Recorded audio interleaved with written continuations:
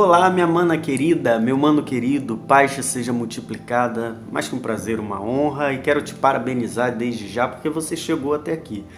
Praticamente nós estamos na metade do caminho dessa empreitada de lermos a primeira epístola de João, né? Agora a gente vai ler juntos o capítulo 4 e parabéns mesmo, isso é uma demonstração de que você tem o interesse de fato de ser mudado, de entender o verdadeiro evangelho, tá bom?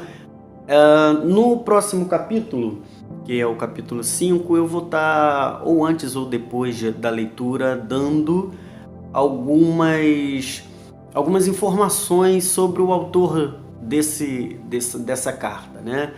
E falar um pouco das histórias dele, falar um pouco dos documentos, né, e das probabilidades históricas e os estudos teológicos que chegaram a algumas conclusões que nem sempre provadas, mas possíveis. Mas, de fato, João é uma personagem muito importante e real, tá bom?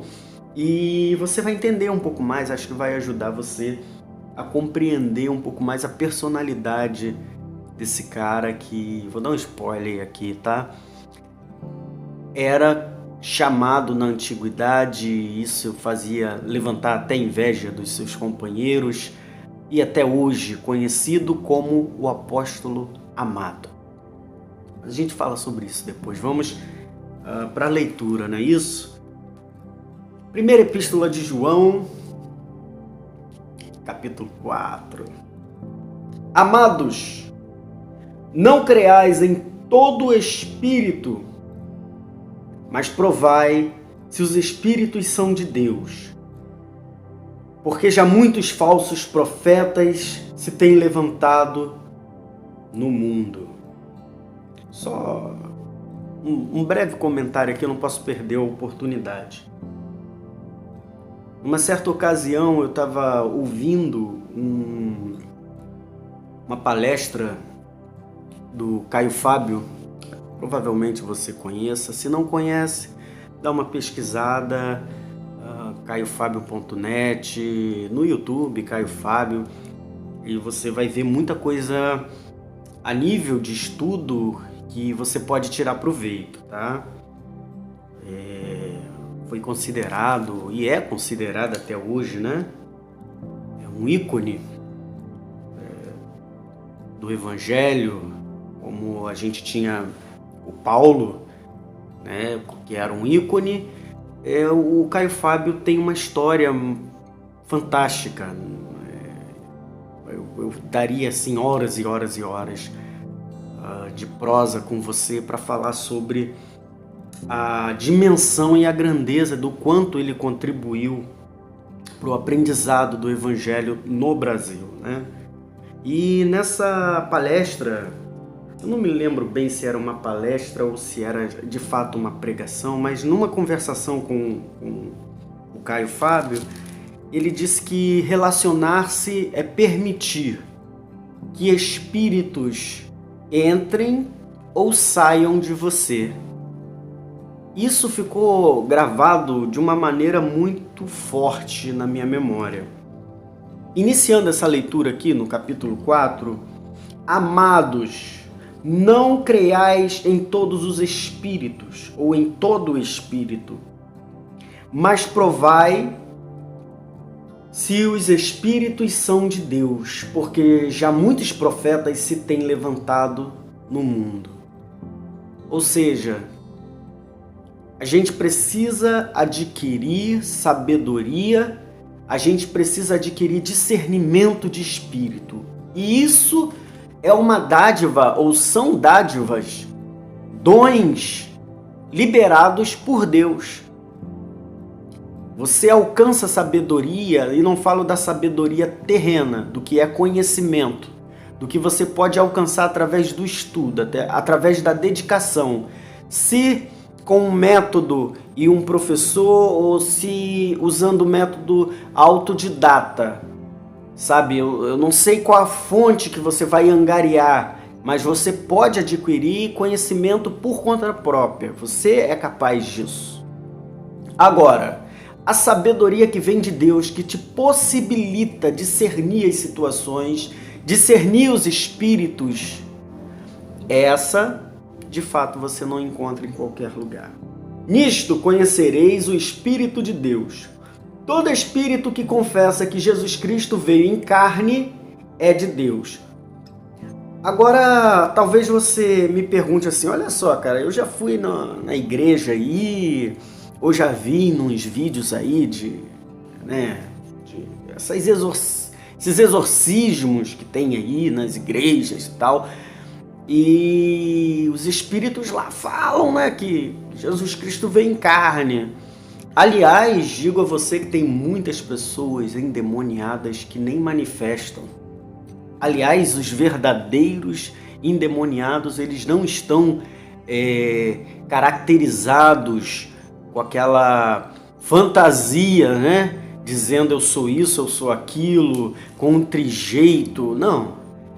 Os endemoniados de verdade, se você não tiver antenado na mesma frequência que o Espírito de Deus, provavelmente os espíritos que estão nessa pessoa, por você se relacionar com ela, está transitando entre ela e você, influenciando os caminhos de ambas as partes para um proveito próprio. Proveito de quem? Do espírito, que é matar, roubar e destruir, que foi para isso que se constituiu o mal.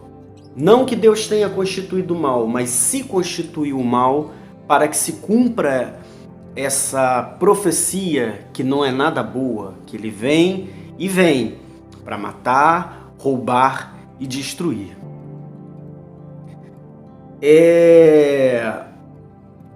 Confessar Jesus Cristo não é por boca, que muitas das vezes a boca fala, mas o coração está distante. Por isso aquela palavra que Jesus mencionou, que talvez você conheça, né? Seja o vosso falar sim, sim, não, não é isso? Não. Que passa disso é procedência maligna. O mal veio para quê? Para matar, roubar e destruir. Então tudo que passa para uma procedência maligna, já veio para causar esse tipo de efeito que com certeza você não quer isso para a sua vida. Você não quer nem ser roubado, nem ser morto, e além de morto, ser destruído. Tá certo? Mas por que morto vem primeiro? É porque às vezes você já está morto, seus sonhos já estão mortos, suas forças, o seu pensamento, tudo em você que constitui vida já está morto, embora você esteja no tempo Cronos ainda existindo. Mas pior de tudo é quando se destrói. E na destruição não há mais possibilidade. É aquele que desce ao mundo dos mortos e de lá não vai retornar até que venha o juízo. Tá certo? Ninguém que está lá embaixo volta. E numa outra conversa a gente vai poder falar sobre isso. Mas confessar Jesus, voltando aqui no versículo 2, confessar Jesus Cristo não é só de boca. Porque muita gente está por aí falando, eu sou de Jesus, eu vivo com Jesus, eu estou com Jesus, e não é de Jesus. Eu prefiro colocar essa palavra, confessar, no sentido de ações, existência, gerúndio.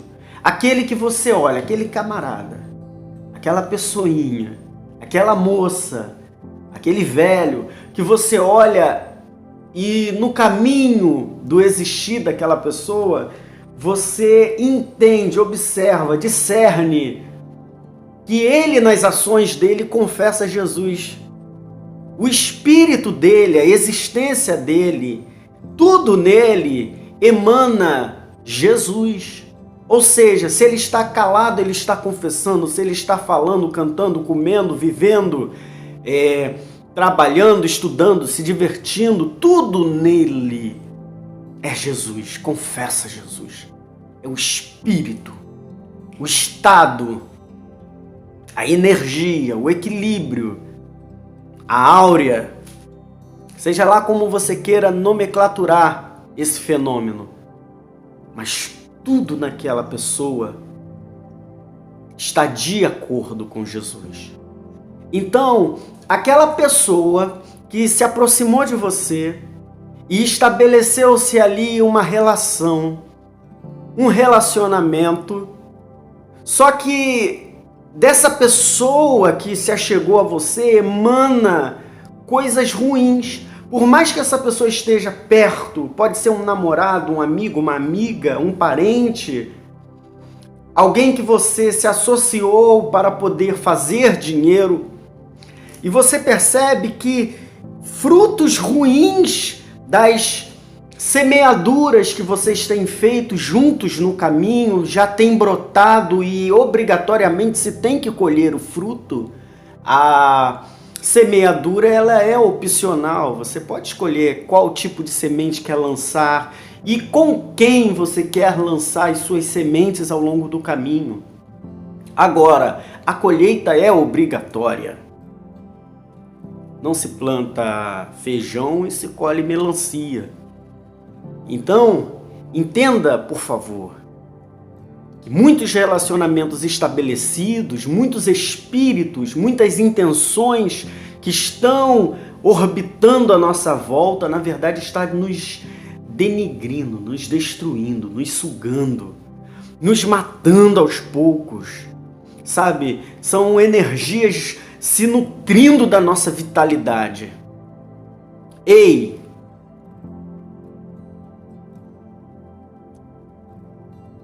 Nisto, nessa observação, você vai conhecer o Espírito de Deus.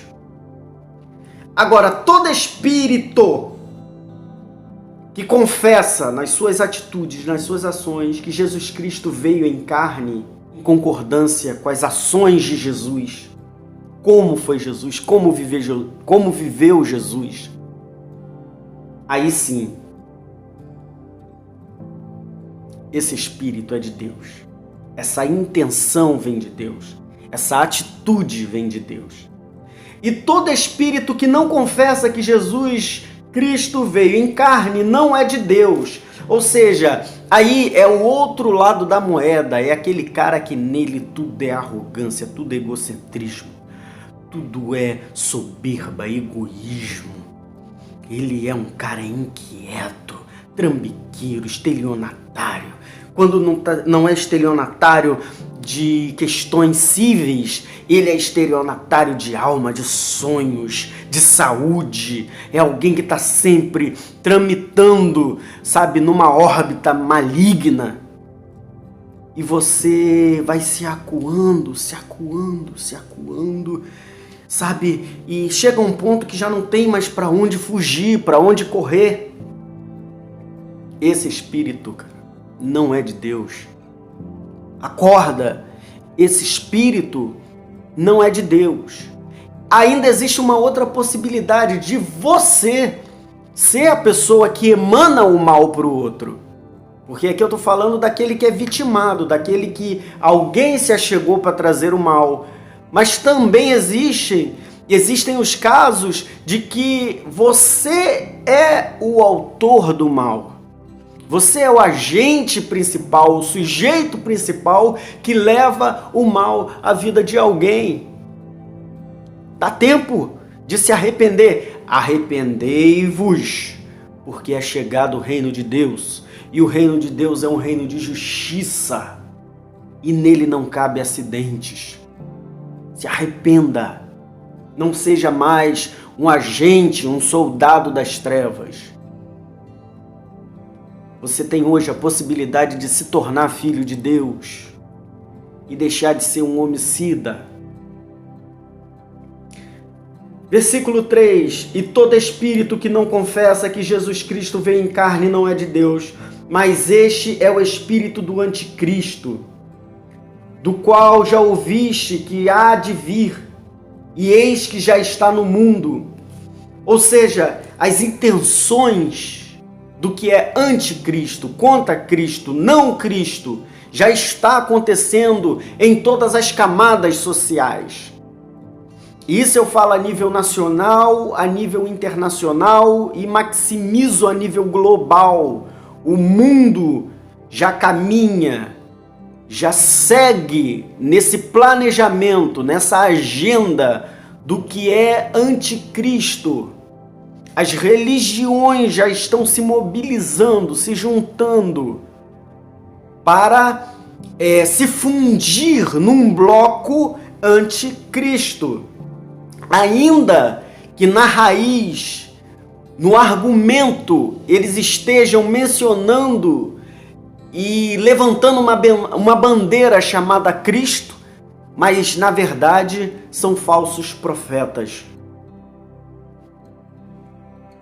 E quando você observa, entende através da sabedoria e do discernimento de espíritos, de intenções, que somente o próprio Deus pode te dar, e você tem todo o direito disso, porque eu já falei aqui, você é filho de Deus, e Deus é amor, e Deus te ama, e sabedoria é uma coisa que Ele dá liberalmente, não nega a ninguém, é só pedir, crendo, você vai receber. Quando você menos esperar, você vai estar discernindo os espíritos, entendendo os espíritos, e tendo por si mesmo a capacidade de se desviar do mal.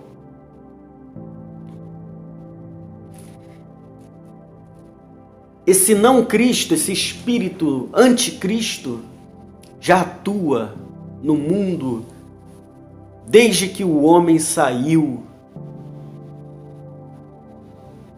do jardim do Éden, até a consumação dos séculos.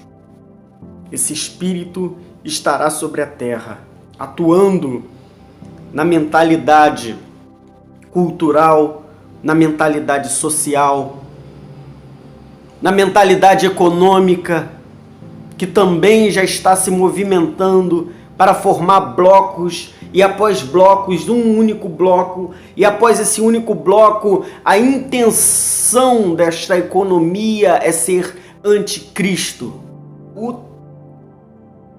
Versículo 4. Filhinhos, sois de Deus e já os tendes vencido. Vencido quem? O mundo, os espíritos, as intenções, ou talvez a si mesmo, que se inclui nesse pacote aí, caso você seja um agente de Satanás. Porque maior é o que está em vós, em nós, do que o que está no mundo. Ou seja, maior é o Senhor Jesus. É o Espírito Santo, o Consolador enviado. Após Jesus subir aos céus, ele enviou o Consolador, o Espírito Santo, que hoje atua, tocando na tua consciência. Ei, cara, tá errado, sai daí, muda. Ele que ainda não permitiu que você se autodestrua, para completar aquela profecia que veio para roubar, matar e destruir. Versículo 5, do mundo são, por isso, são quem? Os que a gente acabou de mencionar aqui na leitura. Por isso falam do mundo e o mundo os ouve. Nós somos de Deus, aquele que conhece a Deus, ouve-nos. Ou seja, se você conhece a Deus, se você é de Deus, você está entendendo o que eu estou falando aqui, já em alguns vídeos, já em algumas horas de leitura. Aquele que não é de Deus não ouve, não consegue discernir, não consegue entender esse conteúdo. Nisto conhecemos nós, o espírito da verdade e o espírito do erro.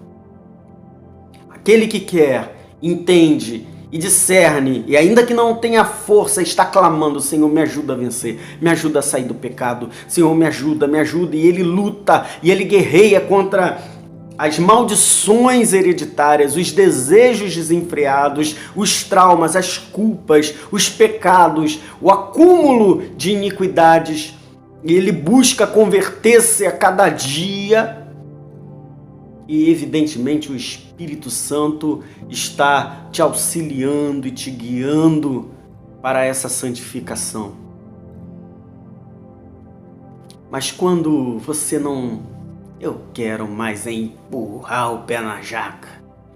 Então eu tenho que te dizer, meu querido, a gente observa, todos somos observadores desse trânsito de espíritos, né? Desse trânsito de intenções, de ações, e facilmente se discerne o espírito da verdade, as intenções e ações da verdade, e o espírito do erro, as intenções e as ações do erro. Versículo 7, amados, amemo-nos uns aos outros, porque o amor é de Deus, e qualquer que ama é nascido de Deus e conhece a Deus. Aquele que não ama não conhece a Deus, porque Deus é amor. Deus é amor, viu? Deus é amor. Nisto se manifestou o amor de Deus para conosco, que Deus enviou seu Filho unigênito ao mundo para que por ele vivamos. Nisto está o amor. Não em que nós tenhamos amado a Deus, mas em que Ele nos amou e enviou o seu Filho para propiciação, para pagamento, para redenção, para resgate pelos nossos pecados. Amados, se Deus assim nos amou, também nós devemos amar uns aos outros. Isso não carece nem de comentário, né? Nem de explicação, já se auto-explica. Versículo 12, ninguém jamais viu a Deus. Se nós amamos uns aos outros, Deus está em nós e em nós é perfeito o seu amor. Nisto conhecemos que estamos em Deus e Ele em nós, pois que nos deu o seu Espírito. Que Espírito? O Espírito Santo. Deus nos deu da sua ação, do seu verbo, da sua intenção, da sua personalidade, dos seus princípios, do seu íntimo. Isso tudo você adquire quando começa e está e vive confessando Jesus. No seu modo de ser, no seu modo de pensar, na sua produção de pensamentos, nas suas intenções, nas suas ações, no seu modo de existir.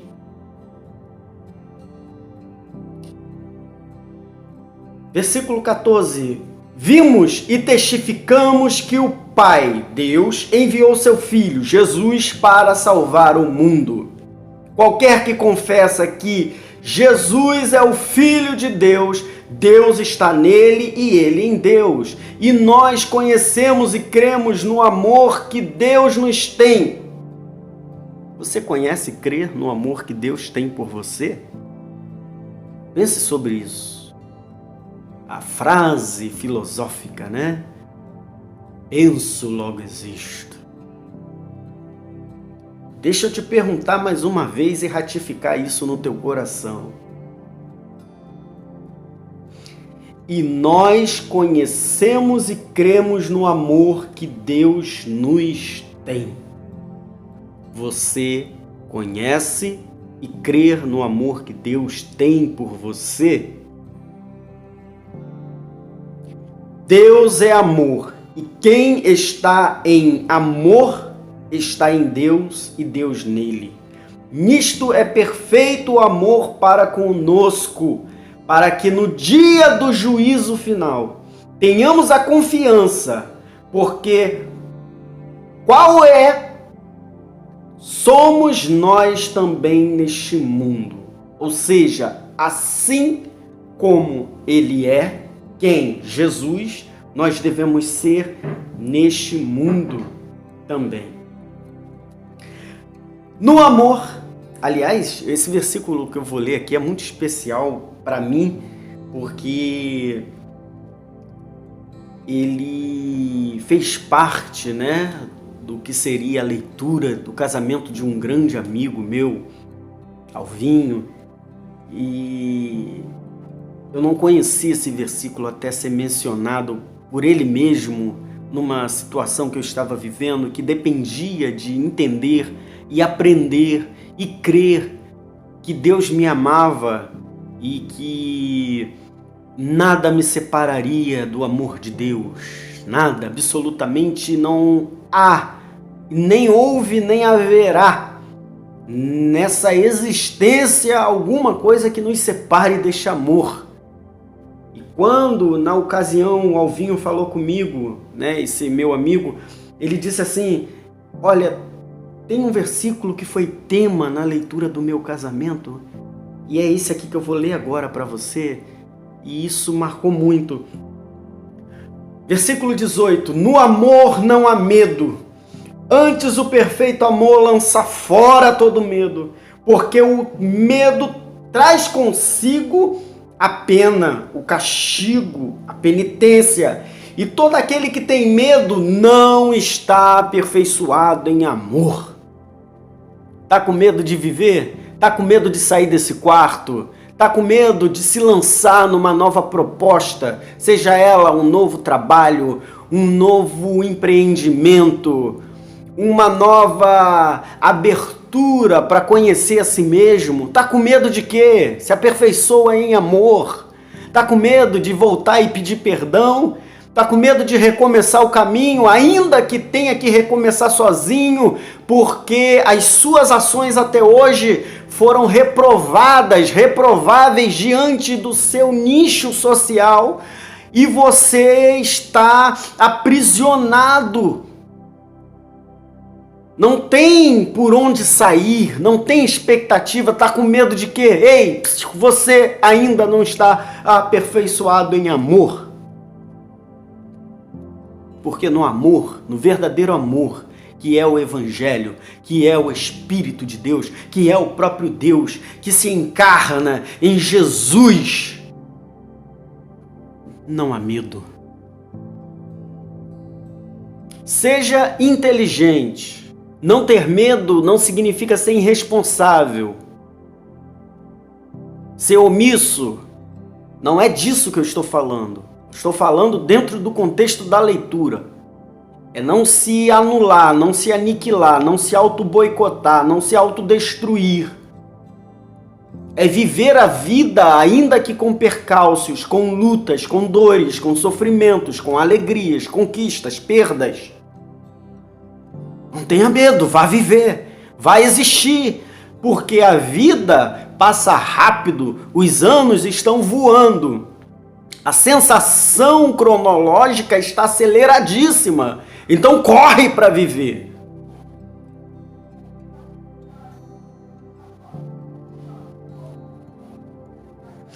Nós o amamos porque ele nos amou primeiro.